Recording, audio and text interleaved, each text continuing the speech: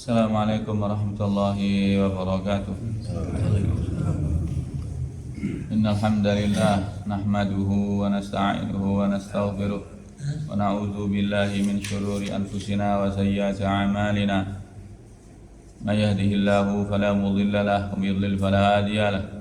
Wa asyhadu an la ilaha illallah wahdahu la syarika lahu wa asyhadu anna Muhammadan 'abduhu wa rasuluhu la nabiyya wa la rasula ba'dahu. Allahumma salli wa sallim wa barik wa an'im ala nabiyyina Muhammadin wa ala alihi wa sahbihi ajma'in, amma ba'd. Ikhwatal iman rahimani wa rahimakumullah. Hadis yang berikutnya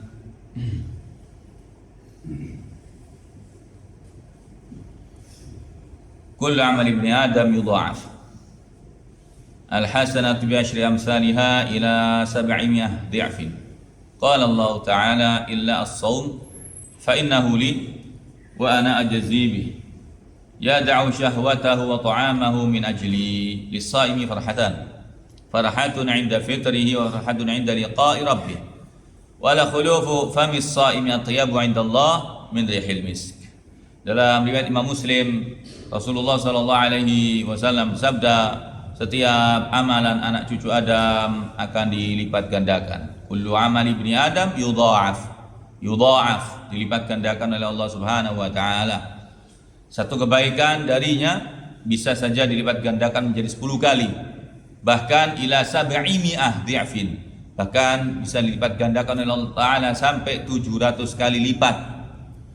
Anda berinfak 1000 bisa jadi di sisi Allah kemudian menjadi 10.000, 10 kali lipatnya, atau bahkan menjadi 700.000. Itu terserah Allah Subhanahu wa taala. Allah Subhanahu wa taala yudha'ifu liman yasha. Allah Subhanahu wa taala melipat gandakan pahala atas siapa yang dikehendakinya. Kemudian Allah taala berfirman, kecuali puasa. Ia adalah untukku dan aku yang membalasnya. Dia meninggalkan, ini maksudnya bahwa puasa itu amalia yang paling afdal. Kalau amalan-amalan yang lain itu bisa sampai 10 sampai 700 kali lipat, puasa lebih daripada itu. Pengecualian di sini, istisna di sini adalah menunjukkan keutamaan dari puasa itu sendiri. Kecuali puasa, ya untukku kata Allah, dan aku yang membalasnya. Karena dia meninggalkan nafsunya dan makannya karena aku kata Allah. Orang yang berpuasa memiliki 2 kebahagiaan, yaitu bahagia pada waktu berbuka, gembira pada waktu berbuka, dan bahagia atau gembira pada waktu bertemu dengan Allah. Sungguh bau mulut orang yang berpuasa itu lebih harum di sisi Allah daripada aroma minyak wangi kasturi. Ikhwani rahimani wa rahimakumullah. Riwayat yang lain disebutkan masih dengan hadis yang senada, hadis yang semisal. Dalam riwayat Imam Tirmizi dengan sanad hadis yang sahih, Rasulullah sallallahu alaihi wasallam bersabda, "Inna rabbakum yaqul kullu hasanatin bi asyri amsalha ila 700 dhi'fin was-shawmu li wa ana ajzi bih was-shawmu junnatun minan nar wa la hulufu fami as-shaimi atyabu 'inda Allah min rihil misk wa in jahila ala hadikum jahilun wa huwa shaimun falyaqul inni shaim." Dalam satu riwayat dari Imam Tirmizi dan sanad hadis yang sahih, Rasulullah sallallahu alaihi wasallam bersabda, sesungguhnya Rabb kalian berfirman, semua kebaikan dibalas 10 kali sampai 700 kali lipatnya. Puasa itu untukku dan aku sendiri yang membalasnya kata Allah. Puasa adalah perisai dari api neraka. Ya, was-shaum junnatun minan nar. Puasa adalah perisai, tameng dari api neraka. Maknanya orang yang berpuasa itu jauh dari neraka selama dikerjakan dengan ikhlas dan mutaba'ah. Karena banyak orang berpuasa tujuannya aneh-aneh, biar dapat ilmu kanuragan katanya, kemudian berpuasa, entah puasa mute atau puasa doreng, macam-macam. Itu semua raddun, itu semua tertolak. Semuanya tertolak.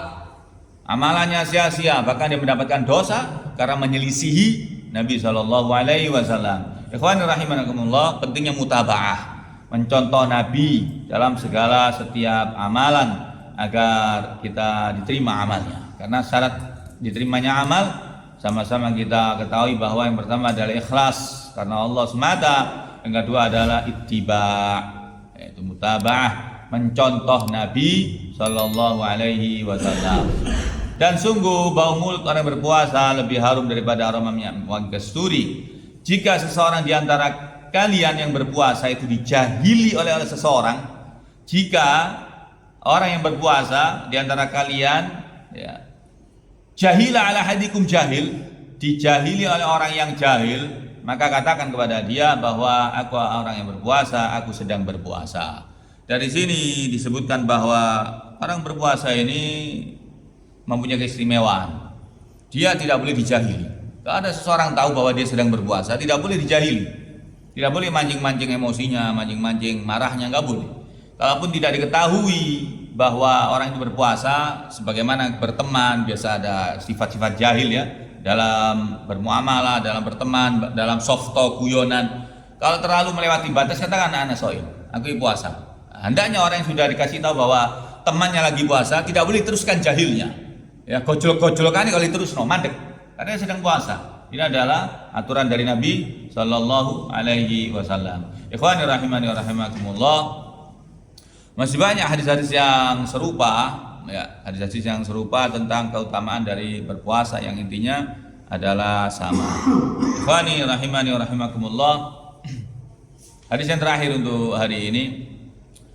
An Sahal ibn Sa'ad radhiyallahu anhu an Nabi sallallahu alaihi wasallam annahu qala inna fil jannah baban yuqalu lahu ar-rayyan yadkhulu minhu as-sha'imuna yaumal qiyamah la yadkhulu minhu ahadun ghairuhum fa idza dakhalu ughliqa falam yadkhul minhu ahad. Rawahu Bukhari Muslim isnadun sahih. Nabi sallallahu alaihi wasallam pernah bersabda, sesungguhnya di surga terdapat sebuah pintu yang bernama Ar-Rayyan. Pintu yang bernama Ar-Rayyan. Pintu surga ada berapa jemaah? 8. Ada 8 ya. Salah satu ada babus shadaqah, babus shalah, babul jihad, babul birrul walidain. Pintunya macam-macam namanya. Dan itu sesuai dengan nama dari pintu itu, maka orang yang ahli sholat masuk dari pintu sholat. Ahli berbakti pada orang tua, yang birrul walidain. Ahli jihad, babul jihad.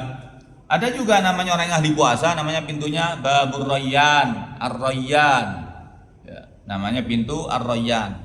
Kata Nabi SAW, sesungguhnya di surga terdapat sebuah pintu yang bernama Ar-Rayyan yang hanya dimasuki oleh orang-orang yang berpuasa pada hari kiamat. Tidak ada seorang pun yang memasukinya selain mereka.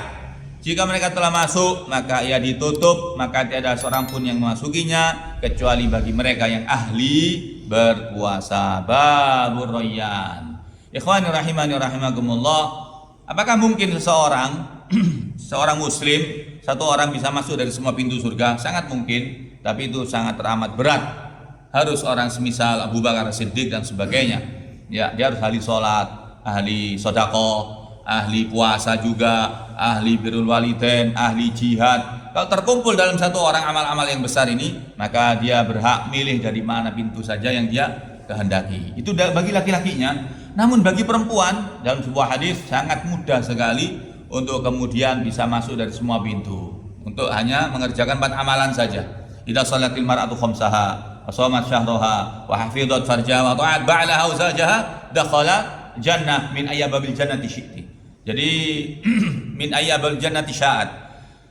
Wanita itu kalau sudah mengerjakan sholat wajibnya, dikerjakan semua. Kalau udzur dia kemudian berhenti. Karena ada wanita-wanita itu yang jahil, dia sudah berhenti dari udzurnya semacam haid atau nifas, namun dia tidak paham. Ya, dia molor-molor aja, ini perlu dididik. Bahkan tidak mengerti batasan mana dia harus kemudian harus sholat atau masih dilarang sholat. Ternyata nggak ngerti. Darah haid tak bisa membedakan. Nah, ini bertanggung jawab juga kalau suaminya, bapaknya dan seterusnya. Harus dimengertikan anak perempuan itu tentang masalah darah-darah yang menjadi kebiasaan mereka. Ikhwani rahimani rahimakumullah, kalau sudah sholat fardunya kata Rasulullah berpuasa Ramadan. Nah ini lagi kita punya istri, ingatkan kon wis bayar Ramadan dah, wis lunas ta utangmu itu. Harus ingatkan terus karena kita ini diminta pertanggungjawaban oleh Allah Subhanahu wa taala atas segala apa yang terjadi pada istri kita. Selama kita belum menasihati, belum mendidik, kita dapat dosa kalau mereka melakukan dosa. Maka kewajiban seorang suami memberikan ilmu kepada istri, menyadarkan. Bila perlu gak usah diiling, dia sudah paham. Alhamdulillah sudah lunas. Ya, sudah mengerjakan semua amal wajibnya, sholatnya, wajibnya, puasa Ramadannya dikerjakan. Kemudian kata Nabi, dia menjaga kehormatannya, menjaga kesuciannya, mulai menutup aurat dengan baik dan benar, dan kemudian lebih daripada itu tidak mau keluar rumah kecuali atas izin suaminya dan seterusnya. Kemudian wa ta'at zaujah, dan dia taat kepada suaminya, maka dikatakan kepada wanita yang semacam ini, masuklah ke surga dari semua pintu surga, kalian boleh milih. Istimewa, perempuan itu istimewa.